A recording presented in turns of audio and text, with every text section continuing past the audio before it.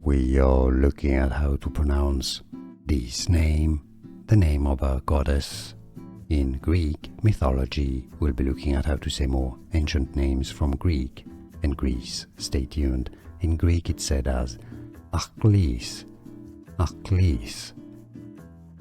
In English, therefore, it's usually said as Achlys. It's the name of a plant as well, Achlys. We are looking at how to pronounce this name, the name of a goddess. In Greek mythology, we'll be looking at how to say more ancient names from Greek and Greece. Stay tuned. In Greek it's said as Achlys, Achlys.